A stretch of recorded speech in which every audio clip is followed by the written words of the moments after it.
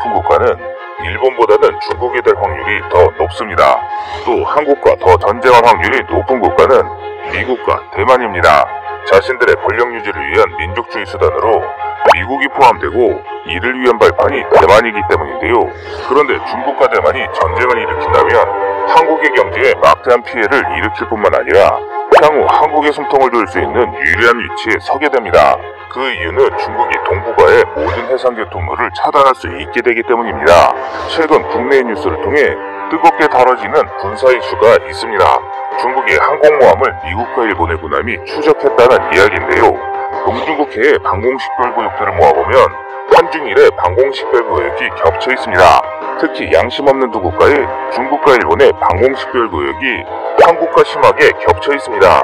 방공식별구역은 자국의 영해나 영공이 아니더라도 자국에 관할이라 주장하는 주요 이권지들을 말하는데요. 그래서 각국이 이 해역에 사활을 걸고 있는 상황입니다. 센카쿠 열도에서 제주도와 부산으로 두 개의 선을 긋고 그 위에 방공식별구역을 얹어보면 우리의 무역로가 양국의 방공식별구역에 포함됩니다. 대부분은 자원을 수입하는 동북아 국가들에게 이 무역로는 생명선이나 마찬가지입니다. 이 때문에 중국이 일으키는 전쟁은 결국 동북아시아 국가들의 생명줄을 틀어줄 수 있는 기회일 뿐만 아니라 나아가 세계 패권국으로 올라갈 수 있는 발판을 마련한 싸움이라고 할 수 있습니다. 그런데 여기에 흥미로운 사실이 하나 있는데요. 바로 단 하나의 선만 차지한다면 진흙탕 싸움 없이 동북아 패권을 장악할 수 있기 때문입니다. 바로 이 섬은 대만이라는 나라입니다. 어느 나라든 대만을 장악할 수 있다면 동북아 모든 국가들의 목숨줄을 재는 것이 가능해집니다. 오늘은 동북아 생명선을 차지하기 위한 중국과 대만의 양안 전쟁에 대해 알아보겠습니다. 현재 우리에게 중국이라 불리는 국가인 중화인민공화국은 1949년 건국 당시부터 지금까지 대만에 대한 침략 의지를 보여왔습니다. 그 이유는 중화인민공화국인 중공 이전에 중국 대륙을 지배하던 중화민국의 패잔병이 대만으로 도망쳤기에 이들을 완전히 제거해야만 진짜 완벽한 중국 통일을 달성했다고 볼 수 있기 때문입니다. 실제로 한국전쟁이 일어날 무렵 중공군은 대만 상륙을 준비하고 있었습니다. 그러던 중국군이 한국전쟁에 개입하기 위한 대만 침략을 포기하자 역으로 대만이 중국 본토 상륙을 준비한 것도 역시 사실인데요. 한국전쟁에서 대한민국이 버텨주었기 때문에 중공이 대만 침략을 포기했으며 대만이 있기에 중국이 한국에 총력을 기울일 수 없었습니다.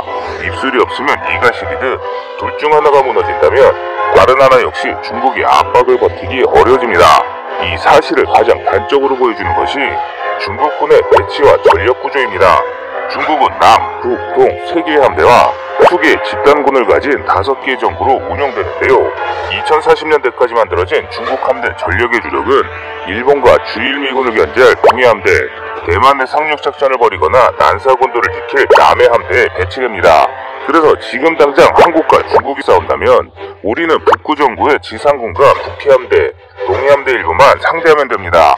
하지만 대만이 무너질 경우 남해함대와 동해함대에서 대규모 함대가 북해함대를 지원할 수 있고 남부정부에 소속된 중국 해병대의 제주도 상륙 역시 걱정해야 할 것입니다. 특히 중국의 해병 전력 확장은 눈여겨볼 점인데요. 해병은 원래 공세적 목적의 부대로 상륙 전단과 함께 전선 후방에 대기하면서 적이 예상치 못하거나 혹은 지키기 어려운 해안을 점령해 요두벌을 확보하는 역할을 맡습니다. 예를 들어 해병대는 대규모 부대를 단시간에 상륙시킬 수 있는 고속의 공기보양정을 보유하고 헬기나 해리어 F-35B 등 추지기 착륙이 가능한 항공기로 상륙하는 부대를 지원할 수 있는 대형 상륙함을 여럿 보유하고 있습니다.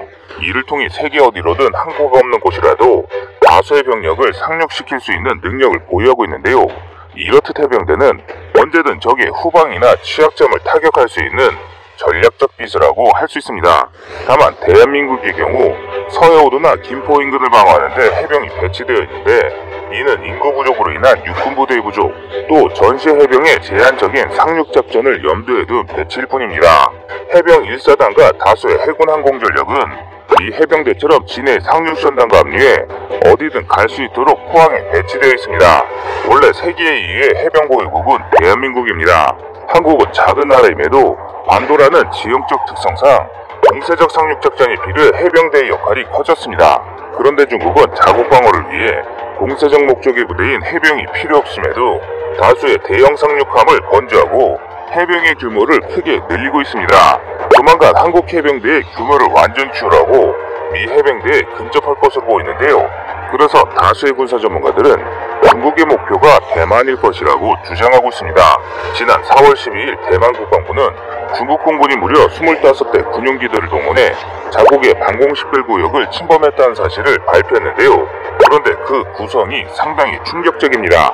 대만 방공식별 구역을 침범한 중국 군용기는 Y-8 해상 초계기 2대, KJ-500 공중 조기경보 통제기 1대, J-10 전투기 4대, J-16 14대, H-6K 폭격기 4대로 알려졌는데, 이는 적의 위치를 탐지하고 지상시설과 부대들을 타격하기 위한 전형적인 스트라이크 패키지식 구성입니다. 중국은 2021년에 무려 86일 동안 대만의 방공식별구역을 정찰했습니다. 이에 대응해 미국은 항모전단을 파견하는 한편 중국과의 관계를 고려해 그동안 대만에게 판매하지 않던 군수물자의 판매를 승인했습니다. 일본 역시 미국과 함께 대만 지지 공동성명을 했는데요. 이에 격분한 중국은 외교부 공식 입장을 통해 미국과 일본은 입으로는 자유와 개방을 말하지만 실제로는 패거리 짓을 짓고 소집단을 만들어 단체 대립을 선동한다는 이례적인 발표를 하기도 했습니다. 한국의 행보 역시 주목받고 있는데요. 한국이 중국의 심패권을 인정해 미일을 견제하거나 한미동맹을 강화하고 일본과 공동으로 중국에 어떻게 대응하느냐에 따라 동북아의 정세가 크게 요동치기 때문입니다. 그런데 여기서 짚고 넘어갈 부분이 바로 일본의 협력 여부입니다. 많은 분들이 가상전쟁 시나리오에서 한국과 일본이 협력하는 것은 말이 안 되며 중국과 한국이 싸운다면 일본이 뒤통수를 칠 것이라고 하는데요. 사실 한일 관계만 고려한다면 이는 충분히 맞는 말씀이지만 두 가지 이유를 생각했을 때 일본이 한국을 공격할 확률은 극히 적습니다. 첫 번째 이유는 미국입니다. 일본이 미국의 통제를 벗어나려 노력하며 미중 사이에서 저울질을 시도하기도 했지만 근본적으로 일본은 미국의 통제를 받는 패전국이며 군사적으로도 경제적으로도 미국에 종속되어 있습니다. 일본의 뒤통수가 한국을 압박하는 수단이 될 수 있는 것이 아니라면 중국의 진출을 막아야 하는 상황에서 굳이 한일 분쟁이 일어나는 것을 바라지 않습니다. 더욱이 양국의 군사 및 경제력이 비슷해지면서 균형이 맞아가는 상황에서 한국의 악감정을 살 행동을 할 이유는 없습니다. 두 번째 이유는 더 간단한데요.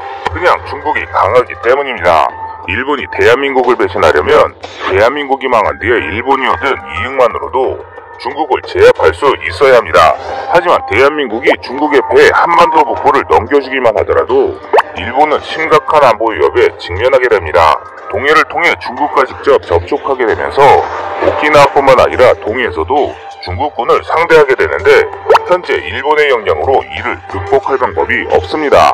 더욱이 한국이 그저 북한을 빼앗기는 수준을 넘어 완전히 중국의 편으로 넘어갈 경우 아무리 미국의 도움이 있더라도 중국을 막을 방법이 없어집니다. 역사적으로 일본이 외침의 위협에 직접적으로 노출된 것은 세계대전을 제하면 단 2번인데 고구려 백제가 멸망한 뒤 당과 신라의 위협에 노출되었을 때와 몽골이 고려를 완전히 복속하고 침략을 시도했을 때입니다. 그러므로 일본은 국가의 존립과 안녕을 위해서라도 한국을 반드시 지켜야 합니다. 즉 한국과 일본의 협력은 동지의 협력이 아니란 것이죠. 양국이 모두 중국이라는 공통의 위협에 직면해 있기 때문에 각자가 생존을 위해 최선의 대응을 하는 것이 곧 협력이 되는 것뿐입니다. 우리 역시 마찬가지입니다. 대만과 일본 둘 중 단 하나라도 중국에 무너진다면 우리의 해상교통로는 완전히 차단되며 싸워보지도 못한 채 중국에 굴복해야 합니다. 2차 대전 직전의 상황이 지금과 정말 유사한데요. 1918년 1차 대전에서 승전한 연합국은 독일의 팽창을 염려해 독일 주변의 여러 소국들을 연합시켜 대독일 포위망을 구성합니다. 개별 국가로는 독일을 이길 수 없으나 이들이 연합해 버티는 동안 영국과 프랑스가 지원한다면 독일이 다시는 침략을 벌이지 못할 것으로 보였습니다. 실제로 대독일 포위망에 참여한 국가들의 총력은 독일을 압도했고 만약 이 국가들의 역할이 정상적으로 작동했다면 2차 대전은 일어나지 않았을 것입니다. 그러나 1938년 3월 오스트리아가 독일에 합병되는 상황에도 전쟁을 두려워한 연합국은 개입을 포기했습니다. 이어 1938년 9월 독일이 체코를 겁박해 강화시설이 지어진 산맥 영토를 빼앗을 때도 연합국은 전쟁에 두려워 개입하지 않았으며 이웃인 폴란드는 더 나아가 독일과 협상을 통해 체코의 영토 일부를 강탈했습니다. 이 결과로 결국 1939년 3월 체코는 독일에 완전 합병되고 마는데요. 이로 인해 대독일 포위망은 완전히 붕괴되었으며 오스트리아군과 체코군을 자국군에 편입시켜 강력해진 독일군이 체코 합병 후 단 6개월 만인 1939년 8월 폴란드를 침공하며 제2차 세계대전이 일어나고 말았습니다. 이후 독일은 중립을 주장하던 네덜란드와 1차 대전 이후 벨기에를 침공하며 전 유럽을 불길 속으로 내몰았습니다. 대한민국에게 가장 좋은 것은 중립입니다. 정치를 고려하지 않는다면 중국과 미국 모두 대한민국의 주요한 파트너이기 때문에 둘 모두와 평화롭게 지내며 상호 간에 이익이 되는 무역과 문화교류를 이어가는 것이 좋습니다. 게다가 두 세력이 대립할 때 한반도는 전쟁터가 될 수밖에 없으니 전쟁은 그리 좋은 선택지가 될 수 없습니다. 그리고 설령 우리가 한미일 동맹을 결성하는 등 적극적으로 대중동맹에 참가하더라도 앞서 말씀드린 폴란드의 사례처럼 믿을 수 없는 일본이 잘못된 선택을 내릴 가능성도 있습니다. 그러나 중국과 대만의 전쟁은 대한민국에게는 생명선이라 할 수 있는 해상교통로가 막힐 수 있기 때문에 우리도 건넌 마을 불구경하듯 넉넉히만 볼 수 없게 됩니다. 그래서 한국에게 이 양안전쟁이 중요한 것입니다. 중국의 횡포가 나날이 심각해지는 가운데 중국이 염토정령 의지는 거의 집착에 가까워 국제적인 문제로 부상하고 있습니다. 이런 중국의 행보에 한국의 관심이 쏠리고 있습니다. 동북아는 주요 3개국인 한국, 중국, 일본이 사실상 대립할 수밖에 없고 지정학적으로도 먼저 누가 유리한 영토를 점령하느냐에 따라 그 나라의 위세는 달라지기 때문인데요. 지난 양안전쟁 일부에서 소개해드린 것처럼 다른 나라의 전쟁에 한국이 관심을 가져야 하는 이유가 여기에 있습니다. 만약 중국이 대만과의 전쟁으로 한반도 주변 앞바다까지 자신들의 영토라고 주장하면 한국은 심각한 상황에 놓이게 됩니다. 해상교통로를 통한 수출입에 대한 통제는 물론 중국이 만에 하나라도 동해와 서해를 군사적으로 통제한다면 한국은 말 그대로 고립무원의 상황에 당면하기 때문인데요. 그래서 중국과 대만의 대립 상황은 비단 남의 나라 이야기만은 아니란 것입니다. 그래서 준비했습니다. 오늘은 다른 나라들의 전쟁이지만 반드시 한국인이라면 알아야 하는 중국과 대만의 양안전쟁에 대해 알아보겠습니다.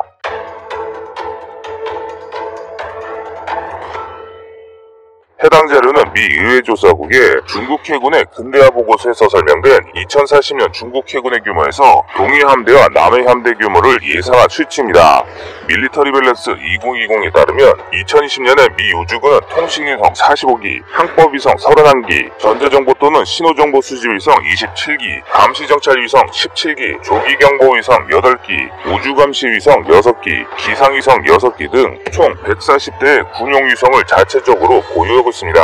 장기적으로 미군의 위성수는 급증할 전망이며 2020년대 중반까지 약 1만 2천 개, 장기적으로 4만 2천 개의 통신위성을 발사하겠다는 스페이스X를 비롯한 민간기업의 위성까지 포함할 경우 2030년대 이후로 미국이 탐지 못하는 지구 표면은 없을 것입니다. 중국이 아무리 자신들의 무기 체계를 숨기려 해도 이런 미국의 정찰 자산들로 속속들이 드러나고 있는 상황입니다.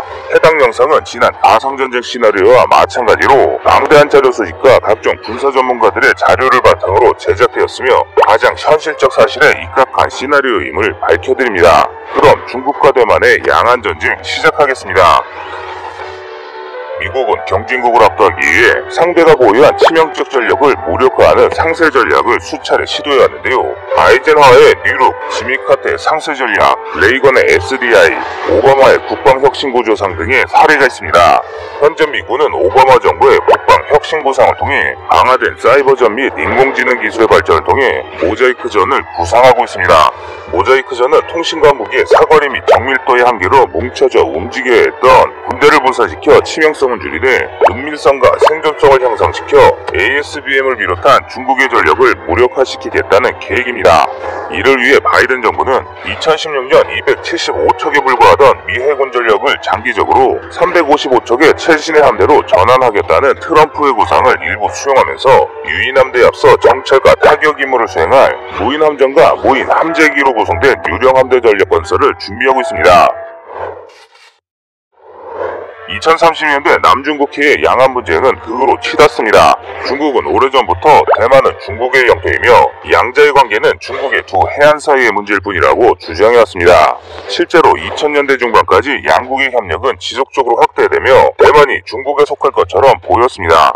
그러나 2016년 신중파를 몰아내고 집권한 대만의 차잉잉원 총통 이후로 양국의 관계는 급격히 냉각되었는데요. 반중을 기치로 차잉잉원의 세력이 확대되고 코로나 사태를 계기로 반중 감정이 폭발하면서 대만을 국가로 인정하거나 지원하는 국가들이 늘어나기 시작한 것입니다. 특히 미일의 지원에 힘입어 노후화됐던 대만군이 급격히 현대화되어감에 따라 대만을 종속화해 동북아를 지배하려던 중국의 계획이 크게 흔들리기 시작합니다. 대만이 미국 MD 체제에 가입하는 것은 물론 그 일환으로 마주열도와 금문도의 방어를 위해 요새를 시대에 맞게 정비하고 최신의 탐더탄 탐지 레이더 기지를 설치하겠다는 발표를 합니다. 이에 더해 미군 일부가 주둔한다는 소식에 중국은 폭발하고 마는데요. 마주열도는 금문도와 중국 영토 사이에 있는 매우 인접한 대만의 영토입니다. 두 열도와 대만의 탄도미사일이나 요격미사일이 배치될 경우 홍콩과 상하이 사이의 해역이 차단되어 중국의 해상교통로는 완전히 쪼개집니다. 이 경우 중국이 의지할 수 있는 항로는 북한 한경도에서 이어지는 북극 항로뿐인데 제재 대상인 북한의 항구를 이용하는 것은 많은 한계가 있습니다. 때문에 요새가 완공되고 대만군의 현대화가 완료된다면 중국은 싸워보지도 못하고 미국에 굴복해야 하며 중국이 그토록 원하는 중공공은 그저 봄날의 꿈이 됩니다. 이에 중국은 지난 30년간 힘들어 육성한 중국군이 활약할 기회도 없이 무너지게 둘 수는 없었습니다. 그래서 모든 상륙 전력을 동원해 마주열도와 금문도를 점령한 물론 중국의 아킬레스건인 대만을 정복하려는 작전이 시행되는데요. 중국의 인민해방군은 한반도를 책임지는 북해함대와 북부정부 소속 부대를 제외한 각지의 병력을 대만 해역으로 집결합니다. 수기의 공수강하여단이 Y-20, Y-8 수송기에 분승해 중국 남해의 공항으로 집결하고 하이난성 산약, 관동성 잔장 등 남해 함대의 군항들로 집결합니다. 침공 육군의 규모는 10여 개 해병여단, 5개 공수여단으로 뒤이어 상륙할 남부정부 소속 수개 기갑여단입니다. 중국은 현재 군제 개편을 통해 여단체제로 전환하고 있어 2035년경이면 중국군 상당수가 여단체제로 전환될 것으로 보입니다. 침공공군은 Y9 수송기를 개량한 수십여 대 전자전기, 신호정보 수집기, 조기경보 통제기와 100여 대의 H6K, H20 전략폭격기, 100여 대의 젠20, 수백여 대의 J16 등 막강한 전력을 자랑합니다. 특히 전략폭격기들은 미국의 항공모함을 저격하기 위해 수발의 극초음속 및 초음속 미사일을 장착했는데요. 특히 H-20은 중국이 현재 개발 중인 차세대 전략폭격기로 스텔스 설계를 통해 은밀성을 극대화할 것으로 보입니다. 이들의 공습이 끝난 이후 대규모 공수작전을 위해 66톤의 탑재량을 가진 Y-20 전략수송기를 비롯 Y-8, Y-9에 탑승한 수천의 공강군이 준비합니다. 여기서 침공군의 활용점정은 중국 해군입니다.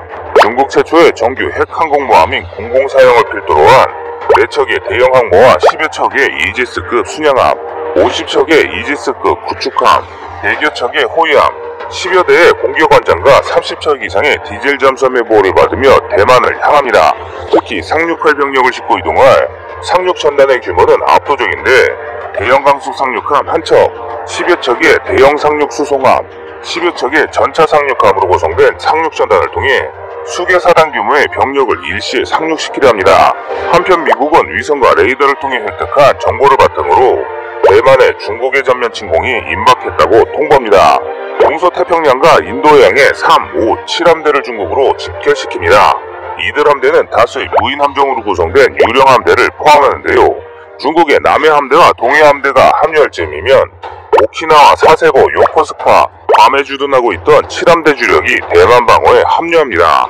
주말트처럼 스텔스에 집중한 무인 함정들로 구성된 유령 함대가 중국 함대 근처로 접근해 정찰 임무를 수행하며 기습을 준비하고 유인 전투기에 탑승한 로열 윙맨들의 지휘를 받는 다수의 무인 전투기가 대만으로 향하는 중국 항모전단을 노립니다. 한편 대만 전력 역시 분주히 대응합니다.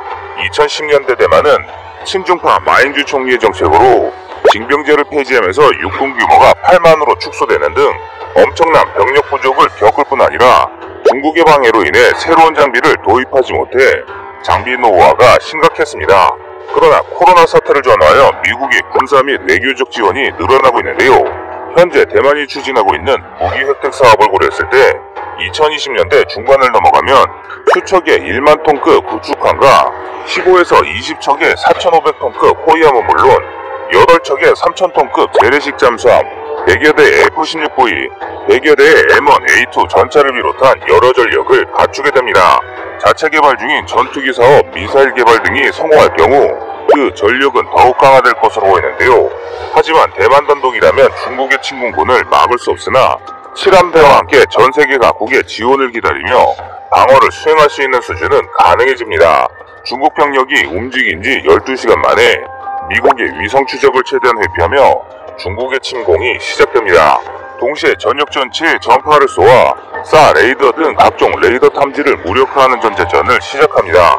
또 다수의 인공위성 요격 미사일을 발사해 아시아 지역의 인공위성들을 파괴하기 시작합니다. 군사위성과 민간위성을 가리지 않고 가해진 이 공격으로 엄청난 우주 파편이 생성되며 아시아 일대의 거의 모든 통신과 항법 시스템은 마비됩니다. 이에 미국은 다른 궤도의 인공위성들을 재배치하는 한편 고고도 항공기를 추가로 투입해 중국군에 대한 감시를 이어갑니다. 그러나 미군과 달리 중국군의 공세에 대만군의 상태는 최하고 치닫습니다.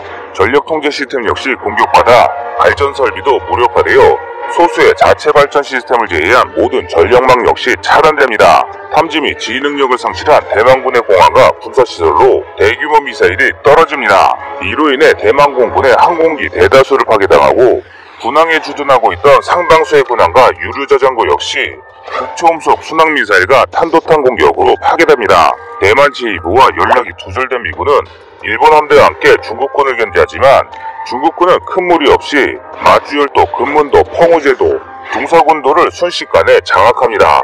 칠함대 소속 항모와 강습 상륙함, 일본의 경항모로는 중국군의 대규모 공군 전력까지 막을 수 없기에 중국 공수부대 역시 가이숑, 타이중, 타이베이 등 주요 도시 각지에 강화해 현지 동조 세력과 접촉해 해병대의 상륙에 앞서 대만군의 군사시설들을 무력화시켜 나갑니다.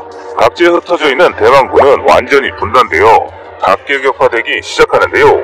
오로지 M1A2 전차와 CM32 장갑차 등으로 무장한 정예부대만이 살아남아 기동방어를 펼칩니다. 그러나 현지 상황을 전달받을 수 없는 상황에서 중국군이 상륙을 시작합니다. 99식 전차를 비롯한 다수의 주력 전차 자주포로 구성된 기계화 부대와 공격 헬기가 대만 각지에 투입되면서 대만군과 중국군의 대결은 시가전으로 흘러가기 시작합니다. 승기를 잡은 중국군은 중국본토와 대만 사이의 양안을 완전히 장악해 보급로를 확보하고 반접근 지역과부 전력을 대만으로 이전시키기 시작합니다. 각종 지대한 미사일과 이동형 레이더가 완전히 지상에 배치된다면 세계 최강의 미함대라 하더라도 대만을 되찾기 어려운 상황에 처합니다. 이 때문에 미국은 크게 당황할 수밖에 없는데요. 일본군의 호위대군, 호주와 영국 등 영연방 함대가 대만 수호를 위해 합류하면서 해공군 전력은 점차 역전하기 시작했지만 대만군을 지원할 지상 전력이 너무 부족합니다. 대만군 단독으로 전쟁에 이길 승산은 거의 없어졌으며 미국이 동원할 수 있는 해병 여단은 불과 수개 여단에 불과합니다. 공수대는 여단 전력 역시 대만공항 대다수가 무력화되고 중국군의 방공망이 대만 본토로 확장되면서 쉽게 투입할 수 없습니다. 일본의 수륙기동군 수계위원대는 화력이나 훈련 수준도 너무 부족해 사실상 큰 도움이 되지 못합니다. 잘 훈련되고 최첨단 장비로 무장한 대규모 지상 전력이 없다면 대만 함락은 시간 문제가 되었습니다. 아시아전 패권이 중국에 넘어가려는 직전 상황에서 미국이 선택할 수 있는 방법은 전면 핵전쟁을 통한 세계대전이나 세계 최고의 육상 전력을 보유한 대한민국에게 도움을 요청하는 것, 이 단 두 가지의 선택지밖에 없게 됩니다. 미국 대통령은 대한민국 대통령에게 핫라인을 통해 지원 요청을 하고 양국의 치열한 협상이 시작됩니다. 그리고 마침내 협상이 타결되며 양안 전쟁은 새로운 국면으로 전개됩니다. 전쟁이 시작된 지 만 3일 동안 대만의 상황은 최악으로 치닫고 있습니다. 중국의 인민해방군이 대만이 소유한 모든 군도와 섬들을 점령하고 타이베이와 가오슝 등 주요 도시들로 중국군이 진입해 시가전이 벌어지기 시작했습니다. 징병제를 폐지한 대만군의 병력은 중국군에 비해 절대적으로 열세일 수밖에 없습니다. 게다가 재정 문제로 좋은 인력을 받을 수 없기에 병력의 질 역시 지원병으로 구성된 중국군에 압도당합니다. 중국군을 제압하기 위해 탈러스 전투복으로 무장한 정예 미 해병대가 투입되지만 새롭게 투입되는 중국군을 수적으로 압도하기는 어렵습니다. 미국은 현재 중국 공산당이 군민융합을 통한 군산복합체 육성으로 전력을 강화하는 것에 대응하여 중국 기업체의 판로를 차단하는 한편 막대한 투자를 통해 기술 우위를 달성하려고 노력하고 있습니다. 그중 탈러스 전투복을 비롯한 미래 보병 체계가 바로 이 기술 우위의 사례인데요. 총알을 막을 때만 딱딱해지고 재사용이 가능한 유체 방탄복과 수백 킬로그램도 짊어질 수 있는 강화 외골격, 일체형 디스플레이, 생화학 방어가 가능한 현실판 아이언맨이라고 할 수 있습니다. 탈러스 역시 미군의 미래보병 체계의 일부일 뿐이며 2030년대에 접어들 무렵이면 미 육군 상당수가 이런 강화 장비로 무장할 것으로 보입니다. 이에 미국은 일본판 해병대인 수륙기동단과 필리핀군 등의 지원을 받지만 미군에 비해 모자랄지언정 외골격과 각종 장비를 중무장한 정예 중국군의 상대가 되지 못합니다. 중국군은 이미 지난해 동력 없이 무기를 보조해주는 무동력 외골격 로봇을 히말라야 국경수비대에 지급한 바가 있습니다. 제한된 예산을 해공군에 집중한 일본군과 빈약한 전력의 필리핀군은 전선을 유지하기 급급하고 대만군은 외부의 중국군과 내부의 배신자들에게 공격당하며 모든 전선에서 패퇴하고 있습니다. 미군이 아무리 강하더라도 전황은 암울합니다. 이는 인도태평양사령부와 미합동 참모본부를 거쳐 백악관에 보고되는 난상토론이 벌어집니다. 이제 문제를 해결할 방법은 단 하나뿐입니다. 대한민국의 강력한 해병대와 육군 전력을 끌어들이는 것입니다. 현재 대한민국은 중국과 직접 영토를 접하지 않았으나 모든 인민을 군대 징집시켜 100만 대군을 유지하고 있는 북한과 맞닿아 있습니다. 또 그들에 대해 중국 육군 전력을 포함해 극단적인 경우 러시아의 극동군까지 상대해야 합니다. 자연히 대한민국의 육군 전력은 미군을 제외하면 동북아에서 가장 강력한 장비로 무장하고 있습니다. 이는 2030년대에도 마찬가지입니다. 지난 1월 한국국방과학연구소 ADD는 연구소에서 정기 발행하는 국방기술 플러스 251호의 임무유형별 군사형 차경 로봇 플랫폼 개발 동향을 발표했는데요. 이동을 보조하는 하체 보조형 장비, 무거운 물건을 운반하거나 중화기를 견착할 수 있는 상체 보조형 장비는 물론 상하체 일체형 로봇 개발의 현황을 설명하고 개발 방향을 제시했습니다. 이 분야에서 대한민국은 미중일과 비등한 수준의 기술력을 확보하고 있으며 인구 감소로 줄어드는 보병 전력의 공백을 메꾸기 위해 많은 투자를 하고 있는데요. 뿐만 아니라 호주군의 도입 추진 중인 레드백 사양의 K-21이나 기존 전차의 개량과 전열화학포 또는 레일건을 탑재한 신형 전차 K9 자주포의 무인화와 정밀 타격이 가능한 차량형 박격포 등 육군 전력의 첨단화와 정예화에 매진하고 있습니다. 2030년대가 된다면 우리 한국육군은 미군을 제외한다면 중국과 러시아의 최정예 부대만이 우리 군을 상대할 수 있게 될 것입니다. 이런 이유로 당연히 미군은 한미동맹의 일환으로 한국군을 대만에 투입하고 싶어 합니다.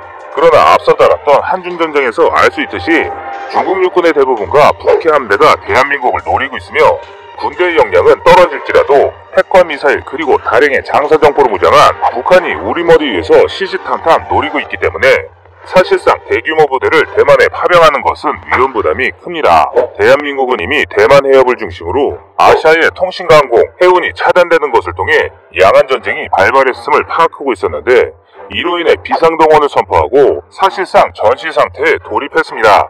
150만 예비군과 수천 대의 전차를 비롯해 단일 규모로는 세계 최강이라 자부할 수 있는 약 200만 명 정도의 육군이 휴전선에 집중 배치됐습니다. 우리 군으로 인해 중국 최강의 육군 전력과 북해함대 제20 등 다수의 최첨단 전투기들이 대만 해협으로 투입되지 못한 채 비상경계를 유지하며 제자리를 지킵니다. 즉 대한민국이 그저 가만히 자리를 지키는 것만으로도 대부분의 중국 육군과 상당수의 함대 그리고 항공전력을 묶어두고 있기 때문에 사실상 우리는 참전만 안 했을 뿐이지 미국과 대만은 이미 한국의 도움을 받고 있는 상황입니다. 하지만 대만을 잃고 아시아를 상실할 위기에 처한 미국은 대한민국에 더 큰 지원을 요청합니다.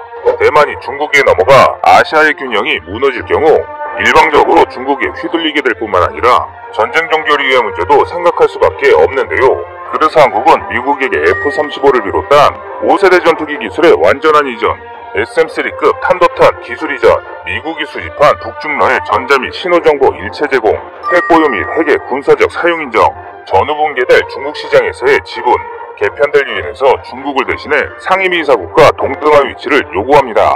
이미 6세대 전투기를 개발하고 막강한 우주전력을 통해 보다 상급의 탄도탄 요격체계를 개발한 미국은 대한민국이 중국을 대체하고 동시에 중국이 다시 성장하는 것을 견지할 미국의 강력한 동맹으로 남을 것과 파이브 아이즈에 가입해 지속적으로 협력할 것을 조건으로 대한민국의 조건을 받아들입니다. 이렇게 협상이 이루어지고 우리 해군과 상륙전단, 수계 기갑여단이 징발된 화물선을 실려 대만을 향해 출발합니다.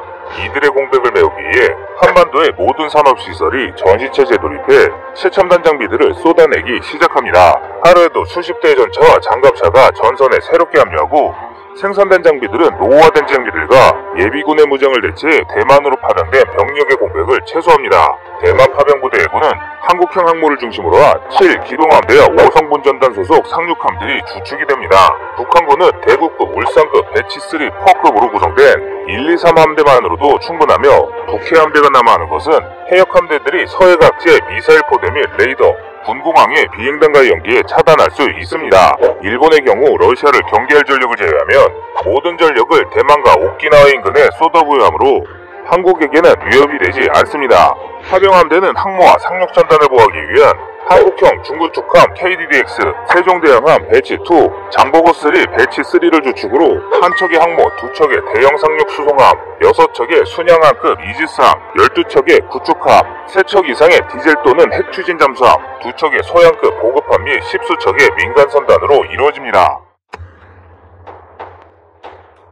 제주도 남방 제주해군기지에 집결한 함대는 중국의 공격을 염려해 오키나와 나하항을 경유해 1400km를 이동해 3일 만에 대만 동부 이란현 소동리에 위치한 저반시설에 정박합니다. 양안전쟁을 기점으로 한국군이 북진할 것을 염려한 중국은 동중국해를 지나는 우리 함대를 공격하지 않습니다. 실제로 중국은 6.25 전쟁 3년 동안 영국이 9만 명의 병력을 파병하였음에도 세계대전을 염려해 홍콩을 공격하지 않았습니다. 우리 육군과 해군은 대만에 도착해 본격적인 상륙이 시작됩니다. 가장 먼저 K3 전차와 레드백 사양의 K21, K9A3, 각종 최첨단 기갑장비로 무장한 기계화 여단이 외골격 강화복을 착용한 보병부대와 함께 대만의 수도 타이베이로 향합니다. 대만의 전황은 그야말로 절체절명의 위기입니다. 전쟁이 일어난 지 10일 만에 이미 단수강 서쪽의 중리시와 타이베이 서부가 함락되었으며 중국군이 도하를 시도해 미군과 대치 중이며 NGAD와 각종 첨단 장비로 무장한 미군군과 기갑부대가 아니었다면 당장이라도 전선이 붕괴될 상황입니다. 타이베이 남부 신비에시의 대만군과 필리핀군 사이로 중국군의 집중 공격이 시작됩니다. 중국 포병이 압도적인 화력에 방어선은 무너지고 99식 주력전차, 15식 경전차가 도하점을 확장하는 순간 우리군의 K3, K2 전차가 현장에 도착합니다. 최근 중국군은 전면전보다 신속한 점령전을 구축하면서 4세대 전차를 개발하는 대신 다양한 전쟁에서 쓸 수 있는 15식 전차를 개발해 배치했는데요. 2030년대까지 이렇다 할 신형 전차 개발 계획은 없기 때문에 기갑 전력은 한국군에 비해 상당히 열세입니다. 우리 기갑부대가 등장하면서 겁없이 진격하던 중국 기갑부대는 순식간에 쓸려나갑니다. 중국군의 사정거리 밖에서 쏘아지는 K3 공격에 99식 전차들이 모두 파괴되고 15식 경전차 역시 3.5세대 주력전차인 K2에 녹아내립니다. 뒤이어 미군군의 엄호를 받는 우리군의 마리노 헬기와 아파치 헬기가 도하 지점의 중국군을 제압하고 우리군의 개입을 예상하지 못했던 중국군은 황급히 후퇴합니다.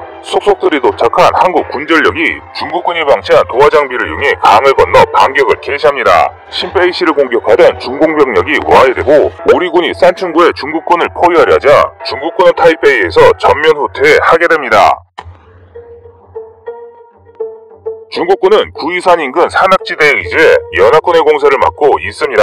대만의 통신망과 지휘체계가 차츰 복구되면서 대만군 역시 전열을 정비합니다. 무너지는 연합군을 뒤치다꺼리하느라 제대로 활동하지 못했던 미군이 본격적으로 활동하기 시작합니다. 3함대와 7함대의 항모전단에서 스트라이크 패키지가 출격합니다. 동시에 숭산공항에 재배치된 주일미군의 항공전력과 오키나와에서 출격한 각종 지원전력이 중국군의 정보 수집을 방해합니다. 시작은 사이버전과 전자전이 결합된 통합전자전 공격입니다. 2021년 현재 미군은 전파를 통해 적의 레이더와 전자장비를 무력화하는 전자전과 적의 전산 시스템을 해킹하는 사이버전을 통합하고 있는데요. 비즈니스 제트기를 개조한 스탠드오프 전자전기에 사이버전 능력이 부여될 것으로 보입니다. 이로 인해 중국군의 레이더 다수가 강력한 전파 공격에 완전히 타버린 채 무력화되고 지휘통신이 교란됩니다. 무엇보다 미군의 해킹당한 다수의 로봇들이 작동을 멈추거나 중국군을 공격하기 시작합니다. 동시에 새롭게 아시아에 투입된 미 우주군의 초소형 위성 군집체계가 중국군의 정보를 미 공군과 해군 항공대에 전송합니다. 이를 확인하고 미군의 6세대 전투기 NGAD와 차세대 폭격기가 출격해 제공권을 장악하고 본격적인 정밀 타격에 돌입합니다. 현재 미국은 스카이사트, 캐펠라, 블랙스카이 등 수십 개의 초소형 위성들을 군집체계로 운영하고 있는데요. 2030년대가 되면 더 작아서 생존율이 높고 생산성이 높은 정밀 위성들을 더 많이 배치할 것입니다. NGAD는 미국의 6세대기를 말하는데 수직 미익 등 스텔스 성능을 제한할 수 있는 항공기의 모든 요소를 내장하고 유무인 복합체계 몸티에서 무인 공격기들을 지휘하는 로열 윙맨으로 활동할 수 있으며 다양한 채널의 레이더와 보다 발전된 전자장비로 거의 모든 전장에서 탐지 능력을 발휘할 수 있을 것으로 보입니다. 또 높은 출력으로 레이저 무기를 장착해 빠르고 강력한 근접 교정 능력을 획득할 것으로 보입니다. 차세대 폭격기는 현재 미국의 3대 핵무기 유수인 ICBM, SLBM 전략 폭격기를 개선하는 과정에서 나온 폭격기인데 기존의 폭격기보다 스텔스 성능을 높이면서 더 빠르고 은밀한 폭격기가 될 것으로 보입니다. 미국은 차세대 폭격기를 이용해 호위가 없이 빠르게 치고 빠지는 히트앤런 전략을 구사할 수 있게 되는데요. 대만에서 활동할 경우 AGM-183A와 같은 극초음속 순항미사일을 사용한 치명적인 공격을 가할 수 있게 됩니다. 한편 미국의 전방위적인 공세에 구이샨의 산악 거점들이 무력화되고 한미 양군을 중심으로 한 연합군 기갑부대가 중리시를 향해 진격합니다. 중국의 침공군은 더 이상 연합군의 공세를 막을 수도 후퇴할 수도 없게 되었습니다. 호중군과 미 5함대의 연합군이 난사군도를 점령하고 대만 남부 가오슝의 상륙작전을 시작한다는 연락이 옵니다. 또한 미 유령함대이기만에 속은 중국 해군의 군대가 미 3, 5, 7함대와 호주 해군, 일본 해상자위대 세계 호위대군, 우리 7함대로 구성된 연합함대 집중 타격을 받고 심각한 타격을 입습니다. 이렇게 중국의 대만 침공군은 모든 보급이 차단된 채 무의미한 저항을 시도하나 상상하지 못했던 한국군의 개입으로 대만 침공에 대한 야욕은 자신들의 파멸로 치닫게 되는데요. 이후 중국 공산당은 굴욕적인 한국 문서에 사인하게 되고 기득권을 잃은 중국은 중국 내 각 성과 소수민족들이 독립을 선언하며 내전 상태에 빠집니다. 한편 지원받을 국가를 잃은 북한은 급격하게 붕괴되기 시작합니다. 미국을 비롯한 연합국은 중국의 상임이사국 지위를 박탈하고 새롭게 재편된 유엔의 상임이사국으로 한국이 가입합니다. 또한 합법적으로 당당히 핵보유국에 등극한 한국은 무너져가는 북한의 전방위적인 압력을 가하며 한반도 내 평화통일의 조석을 마련하게 됐습니다. 시청자님의 현명한 의견을 댓글로 남겨주시기 바랍니다. 여러분들의 좋은 의견이 좋은 영상을 만드는데 많은 힘이 됩니다. 이상 거래튜브였습니다.